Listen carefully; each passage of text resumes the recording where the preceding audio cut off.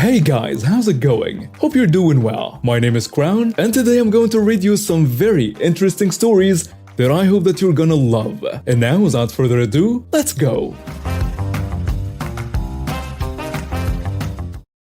Before I start, please know that this is my grandpa's story and in no way does it involve me. My grandpa passed before I was old enough for him to tell me himself, so the story was told to me by my dad. It's also not the longest story, but it's good.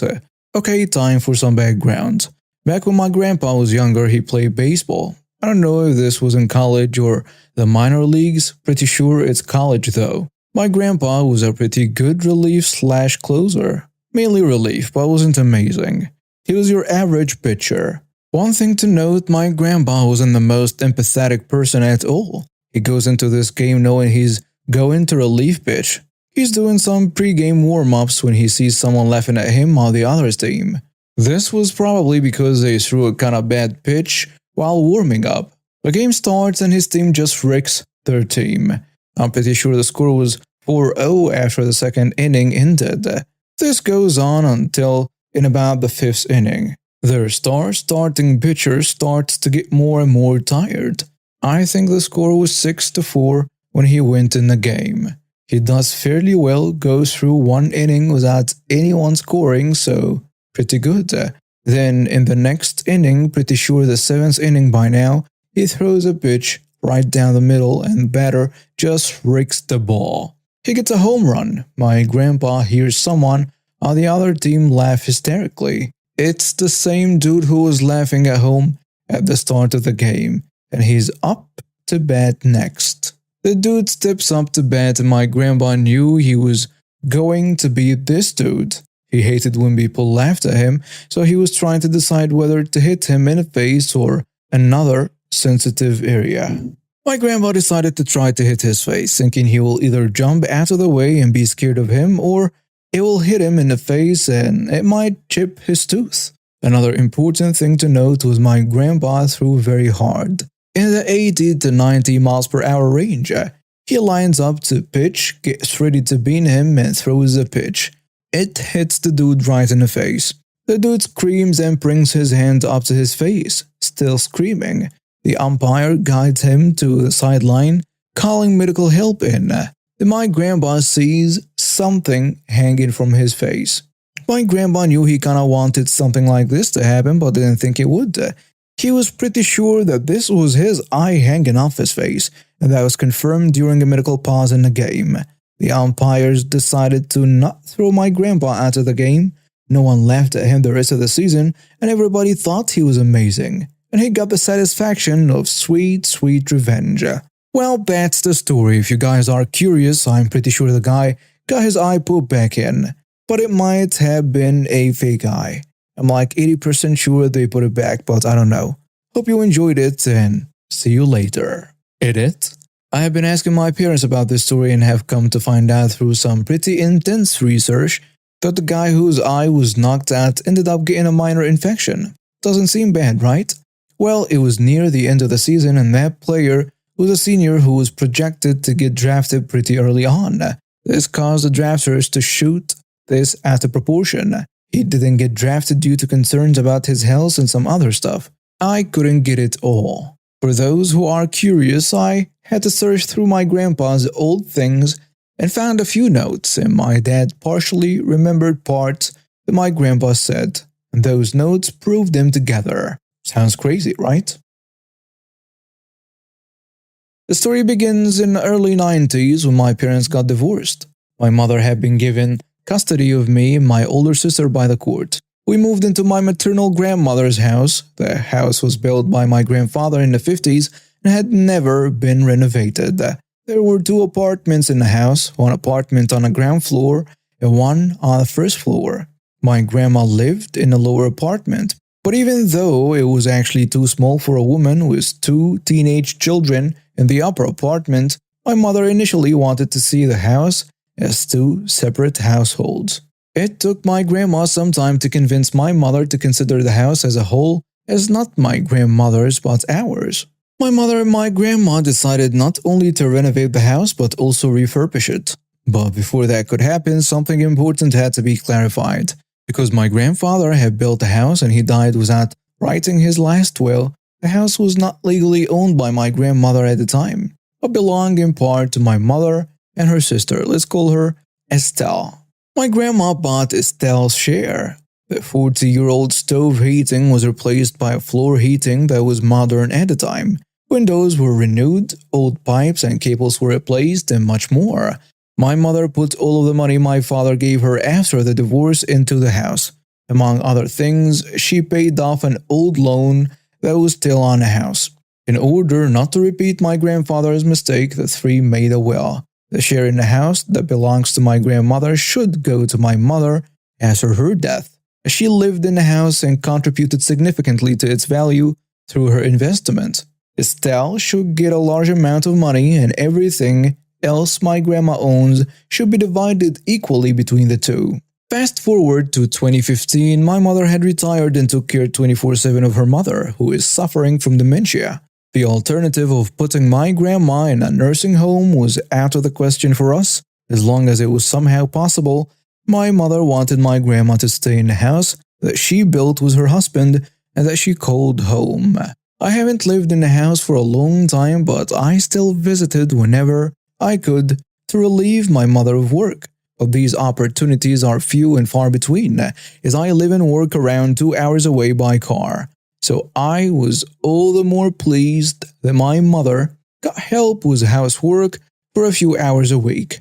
This domestic help, let's call her Nadine, is a girlfriend of Estelle's son Tim.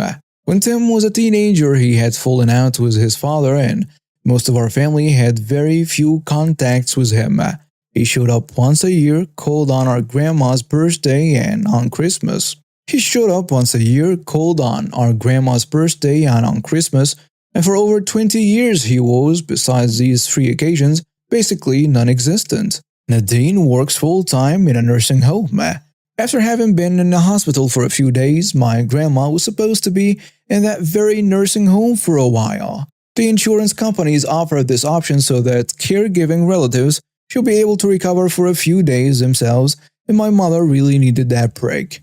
But my mother was not granted this break. On the second day, in her demented confusion, she crawled under her room neighbor's bed and did not let the nursing staff lure her out from under it. Nadine then called Tim, who came by, and while playing hide-and-seek, my grandma was slightly injured and was taken back to the hospital. After that, she refused to go back to the nursing home, and my mother gave in and took her home. In the next few months, it was 2016 then, Tim appeared once a week to, as he said, take care of grandma. And this taking care consisted of going to grandma, who was sitting in her TV chair, holding her hand, asking if everything was okay, and driving off 15 minutes later. At this point, I would like to emphasize again that my mother has basically sacrificed herself since 2011 to look after her mother in need of care. She never moved more than 50 meters from my grandma without someone to take her place. Both my grandmother's doctor and the official auditors in charge of the nursing service had certified my mother that my grandma was doing great under her supervision. Estelle's birthday was in March. My mother told me later that Estelle had advised her in a conversation that she should put some money aside for the time when grandma is no longer there. Nadine celebrated his birthday in July, since my grandmother was again spending a few days in short-term care at that time so that my mother could recover a little. Tim offered to pick up grandma for the party. And in August, the mood changed. Estelle expressed concern that my grandma's confusion was really dementia and instead suggested that grandma was in her condition because of poor care from my mother. Tim was increasingly aggressive towards my mother, and in a conversation I insisted on participating, he accused my mother of embezzling my grandma's money and evading taxes. And although I am a peace-loving person, I lost my composure a little, and I was only a blink away from beating him. After we calmed down again, I suggested that instead of just coming by for 15 minutes a week and spreading accusations, he should really take care of grandma and look after her for a week at a time. He agreed. 2 weeks later, Tim and Tim's brother appeared with his family and picked up grandma for a visit to a fair. When they came back, they told my mother that they had ordered a new TV chair for Grandma and that my mother should pay for it with her money. The reason was that my mother lived rent-free in Grandma's house and practically doesn't do anything. Since my grandmother, who was so gracious to take in a mother and her two children, she was entitled to the money my mother supposedly saved on rent. A few weeks later, my mother had an appointment and asked Estelle to take care of Grandma during that time. When she came back, there was also a note on the table. Estelle had taken Grandma with her to look after her. First, a week to try out. The joy that my mother had about the free time she gained quickly vanished when it turned out 2 days later that Estelle took the opportunity to go to her bank with my grandmother to revoke my mother the right to access my grandma's account. We only found out about it by accident. A few days later, Estelle appeared accompanied by Temma, his two siblings and their families, and got clothes, jewelry, and everything valuable that my grandmother owned. They said that my grandma wanted to stay with Estelle now because she couldn't stand my mother anymore. The mood between my mother and Grandma had deteriorated noticeably in the months since the first day at the nursing home. At first, we assumed that the dementia was getting worse. A few days later, 9 people came to my mother's home, including my grandmother, Estelle, Tim, their siblings and family. When my mother was about to let 2 visitors out of the door, one of the group stormed through the open front door, pushing my mother and sister aside and demanding that they leave the lower apartment immediately. They supposedly had no right to be there and are only allowed to stay in the upper apartment. A neighbor saw the incident and called the police. The group convinced the police that my mother actually lived in the apartment upstairs and had no right to be downstairs. To this day, I still don't understand why the policeman accepted it that way. In any case, he asked my mother to leave the lower apartment until the matter was legally clarified. The police then disappeared. The group then took the opportunity to exchange the lock and searched the apartment for incriminating material that they could use against my mother. Unsurprisingly, they didn't find anything. My mother hadn't done anything wrong. The day after, my mother went to see a lawyer to give her access to the home again. After a week back and forth, my relatives agreed to let my mother back into the apartment. They cleared the furniture out of the apartment beforehand because they thought it belonged to my grandmother and switched back to the old locks. Since they were 9 again and my mother had a nervous breakdown from the whole affair anyway and was on the verge of the second, I wanted to receive the key in her place. However, they insisted that my mother personally collect the key. Since I could already imagine why my relatives insisted on being in a group of 9 to give the key to a 70-year-old woman personally, I had no idea. I picked up my smartphone in a clearly visible position and activated the recording function. As I expected, most of them noticed my cell phone and remained silent. All except my grandma. Although she could hardly see anything, she recognized me and wanted to talk to me. She accused me and my mother of plotting against her, that she always supported me and she couldn't understand how we could do that to her. It broke my heart to hear what monsters my mother and I had become in her mind. But I knew that this was dementia talking. I listened patiently and tried to explain what she had misunderstood, but I also knew that she had sunk too far in her illness to convince her of the truth. One of the allegations in that conversation was that my mother and I wanted her out of the house. As already written, that was not the case, but I have to be grateful today that my grandma said that. Estelle was sitting next to her at the time and reflexively replied, "It wasn't him, the others." At the time, I was too fixated on my grandma that I hadn't even noticed. Fortunately, I had my phone in my hand the whole time. When I listened to the conversation a while later, it finally clicked and I could slap myself today for not noticing earlier. Since the incident at the nursing home, the mood between my mother and grandma had deteriorated noticeably. We had blamed it on dementia, but now it was clear to us that in her condition between dementia and the strong painkillers she was taking, my relatives had talked her into believing some conspiracy against her. My mother then applied for guardianship for my grandma, and in Germany it's regulated in such a way that is first checked whether the care is necessary. That was a relatively straightforward matter. Then a judge has to check whether there is a possibility that a relative will take over the guardianship. This test was an on-site appointment at Estelle. As I could deduct from the court papers, the judge was of the opinion relatively quickly that family internal guardianship was not possible. The decisive factor was apparently, among other things, the aggressive behavior of my relatives towards my mother, whereby the judge was almost injured with a burning cigarette. Mrs. G was declared to be my grandma's guardian. A few weeks after Mrs. G took over her job, she paid my mother a visit. Miss G said that she was amazed when she met my mother for the first time. After all, she was in the hell spawn my relatives described her. We learned that Estelle's family had apparently spread wild rumors about my mother in town. We also learned that apparently my grandmother set up a new well.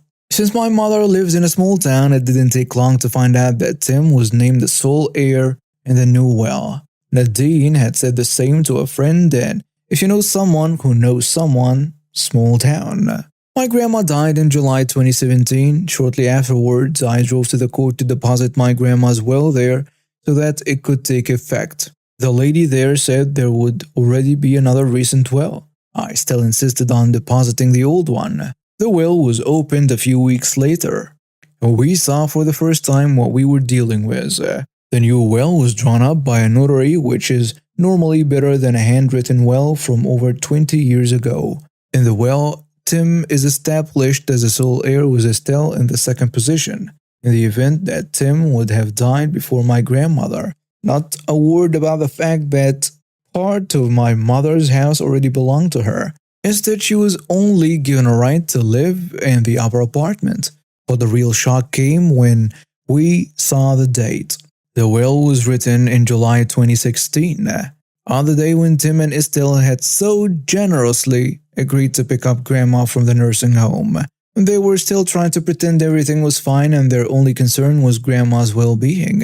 I made an appointment with an inheritance lawyer. The lawyer first wanted to convince my mother to only sue for her legal inheritance claim and to otherwise accept the will. Challenging a notarial will is one of the most difficult cases you can try in German courts, and it takes a lot of evidence to do that. It was my time to shine. It took me almost an hour to convince the lawyer that my grandma had dementia and that the new will is therefore invalid. Doctors' reports that certified dementia back in 2011.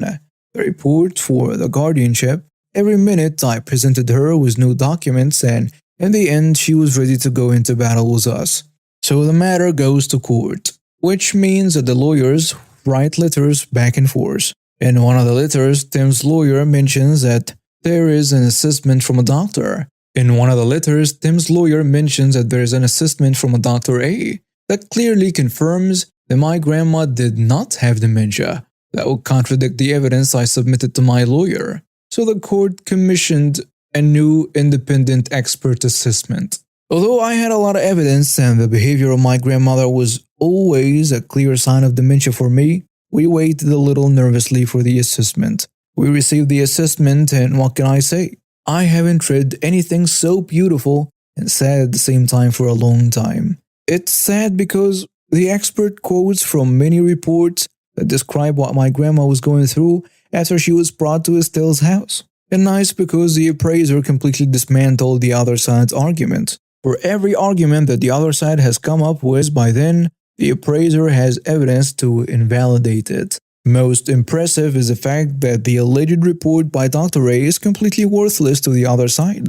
On the contrary, the doctor was so incompetent that he accidentally not only failed to refute my grandma's dementia, he even confirmed it. So there is a court date. The appraiser, Dr. A, and the notary who wrote the will are present. A is given the opportunity to defend his report before the judge, and he only makes it worse. It's going too far to explain that now. In any case, A made it clear to the judge that he had no idea how to carry out the test. Then it's the notary's turn. When he testified, it turns out that there were two appointments with him and my grandma, and in their attempt to look particularly good in front of the judge, Estelle and Tim admit that they were both present at both appointments. Not only that, apparently the conversation and further coordination between the notary and my grandmother went completely through Estelle's hands.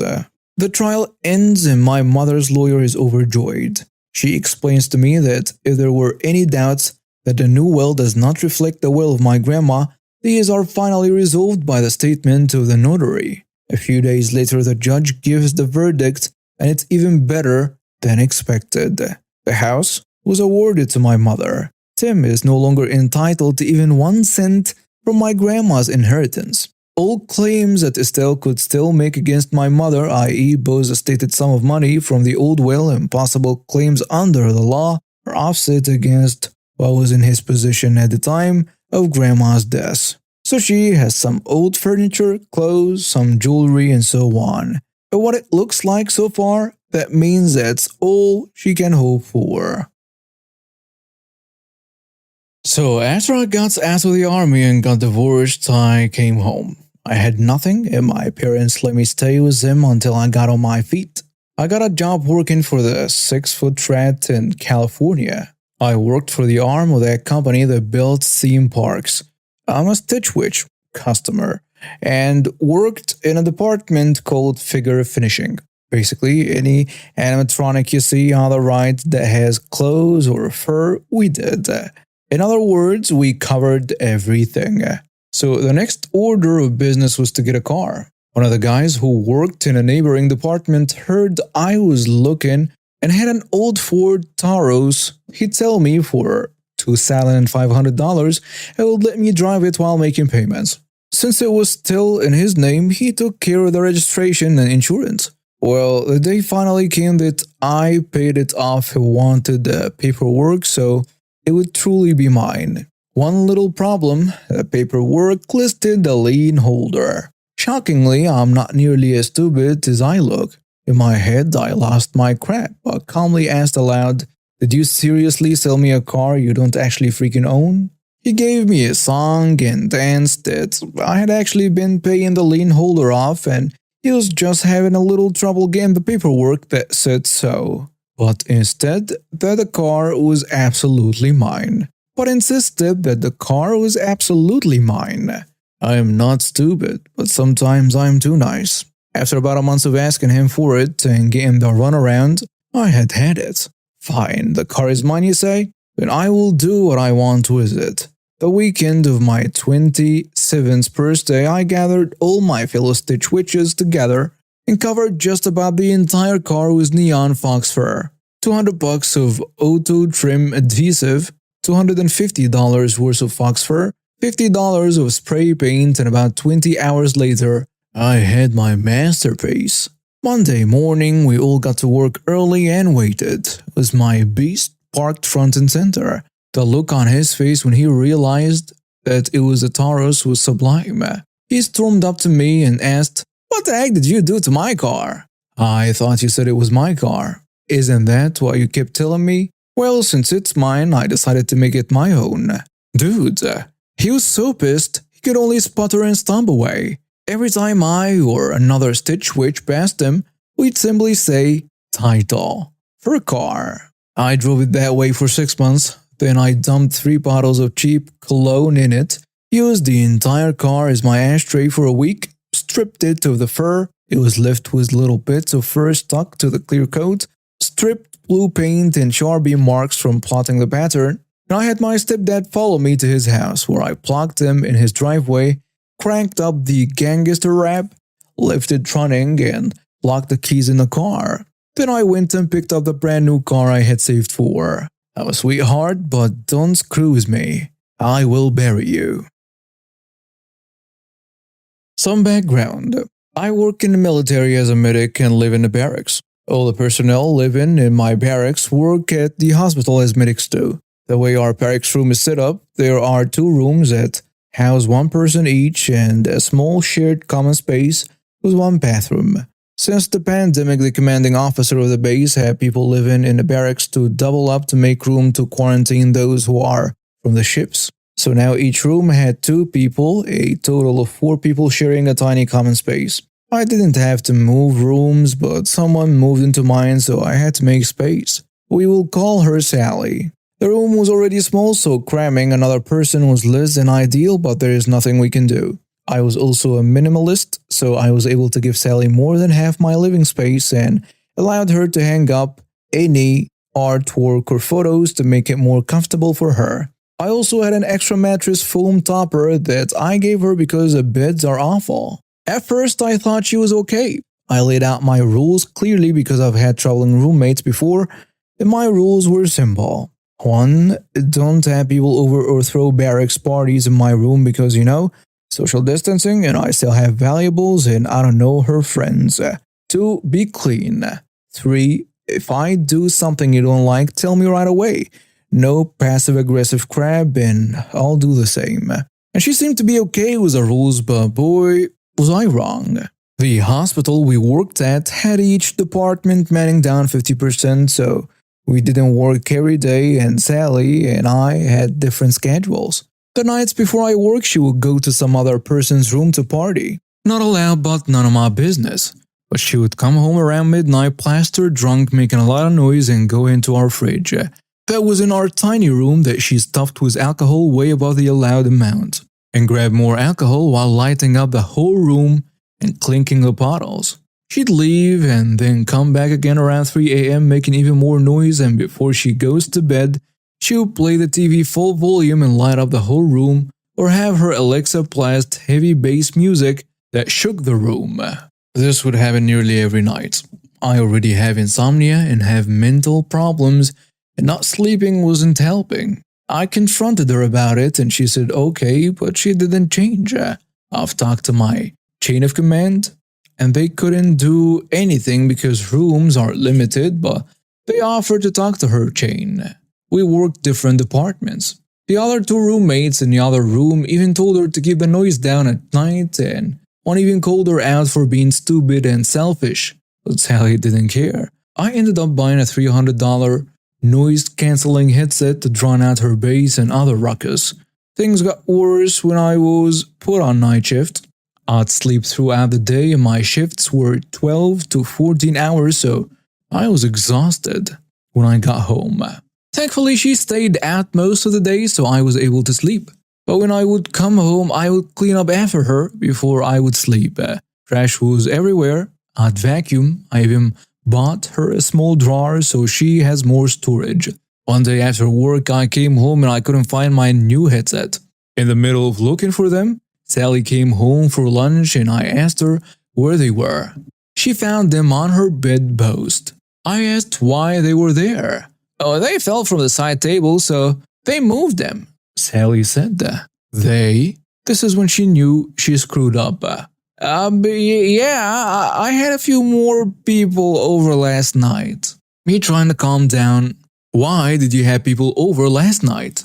I told you that I wasn't comfortable with that because I don't know your friends. These are expensive headphones. I know, I apologize. They were just trying to move them out of the way. Another thing, I left my headset on my bed. Why would they be in the way? Sally was silent for a few minutes as she knew she screwed up again. Don't have people on my bed. And I don't care if you party somewhere else. Just don't do it here. After she left, I let my chain know what happened, that I am not comfortable sleeping in my own bed. Chain is trying to help, but moving me is still low priority. Since we're in the middle of a pandemic and all. Fast forward a few days, I came home from work and I noticed my bed was messed up.